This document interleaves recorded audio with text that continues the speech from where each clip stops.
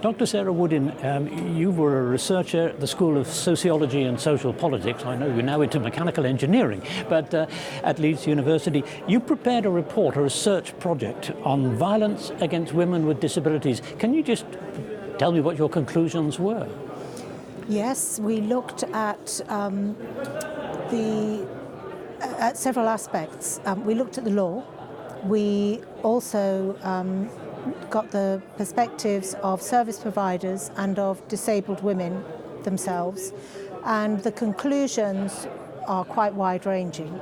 The law doesn't really recognise violence against disabled women, as it tends to be the case that disabled women fall between the law on protection of women and the law on protection of disabled people. So there are some big gaps there in the law. The conclusions were that, first of all, levels of violence. Disabled women experience more violence, and it tends to be in more places, and it tends to be worse and for longer periods, and they also than do non-disabled women, and they also have more problems getting help as well. What would you like to see being done about it, and what can the Council of Europe, the Parliamentary Assembly, do to help to at least make the violence less severe? Well, I think the Council of Europe has already made some steps with the Istanbul Convention, for example. It's very important policy and support to member states in terms of tackling violence against disabled women. So that's a very important initiative. There's a lot that can be done, I think, to support member states in perhaps focusing on disabled women and on providing ways out of difficult situations. There are many, many problems and many, many barriers that sometimes can be insurmountable for disabled women. And one of the things that the women we met consistently valued most highly was having support, somebody to listen, somebody who believed them.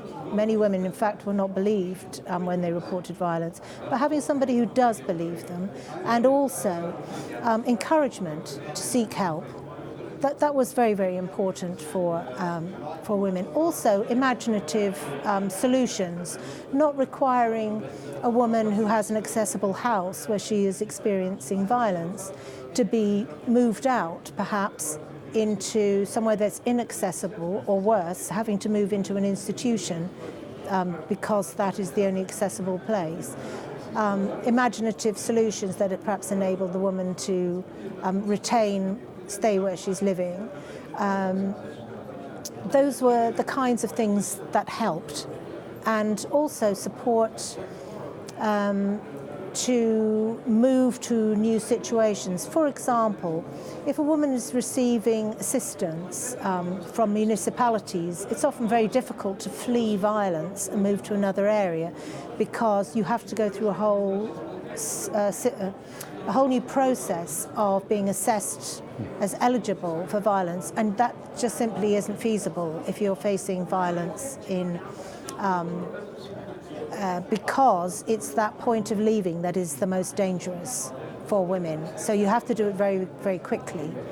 So there are many, many things that keep women in place, and I think looking at some of the things that help women are important, and trying to make sure that those are extended to people.